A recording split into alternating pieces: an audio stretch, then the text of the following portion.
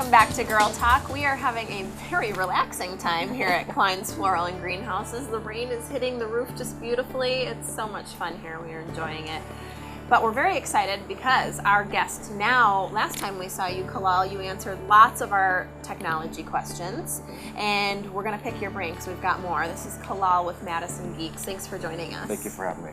So we're going to start with hackers because actually Justin Riley was joining us last time for our last discussion and he had this specific question. So we're going to answer it just for you, Justin.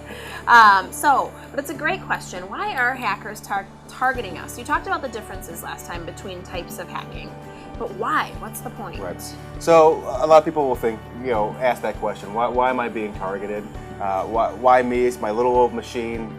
Nobody wants to have nobody cares about my vacation photos. exactly. So ultimately, the trick is going to be you're not important really to the hacker, and but ultimately it comes down to they're throwing out marbles, and whoever bites is who gets hacked. Okay. And a lot of times these are automated processes, so it's not necessarily targeting you, but if they get your information, they get your credit card, your bank information, your email account, then yeah, of course they're gonna, at that point target you even more if possible. A good point, because I always think about those websites being really safe, and that's probably true, but you have personal information emailed to you. That's correct. So even if they just can get into your email, you might be in big trouble. You forget passwords on anything, and where does it go? It goes to your email account. That's why I keep every email I've ever gotten. Try to find them. Yeah. So the good news is that you're not. You need that person to hack. Exactly. So it's not necessarily that you're being targeted, but it's a threat out there and something to be vigilant about. Absolutely. Thank you. And I giggled a little because someone might want to find your vacation photos. Not mine, but maybe yours. Okay, so I love this question because I have this current situation. I have a HP computer from college, which I have awesome photos on. Probably beautiful works of literature that are forever lost because the computer doesn't start up anymore. I'm still holding on to this because I just can't let it go. Maybe someday they can bring it back to life. Is this true? Is it lost forever? Well, it's not necessarily lost forever. The machine is a shell, so the machine might be lost forever, but the data inside of it usually is still accessible.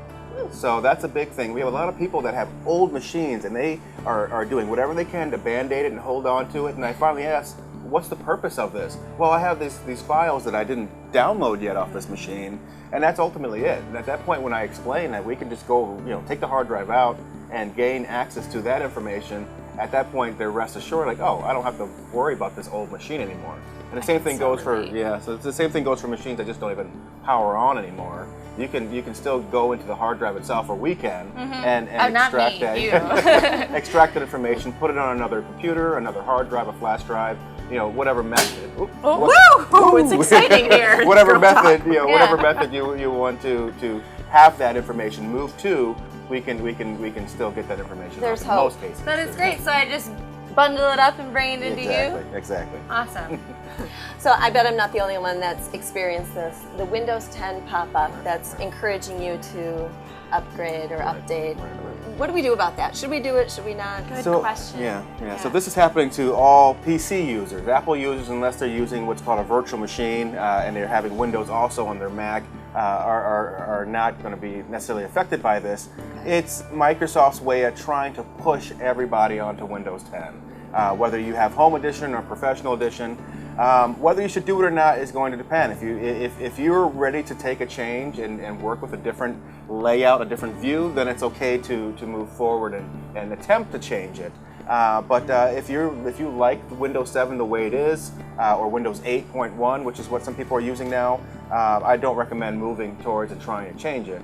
Unfortunately, though, Microsoft's trying to push it, so we're still working at methods on blocking that update from happening altogether. Okay. Yeah, how do you stop the pop-ups if you don't want them? Exactly. And I was wondering too, does it matter how old your computer is? It does, yep. We have a lot of times where it will come in and Windows 10 will fail because the hard drive's bad or it's too slow. and it just won't work at all on that newer machine. So maybe age of computer matters too. Exactly. Okay. Exactly. I have another question I want to ask you, but we ran out of time, so we'll have to ask you next No time. problem. No problem. But we'll be back with more Girl Talk. We're heading to the planting shed after this with Sue. We're talking spring plants. We'll be right back.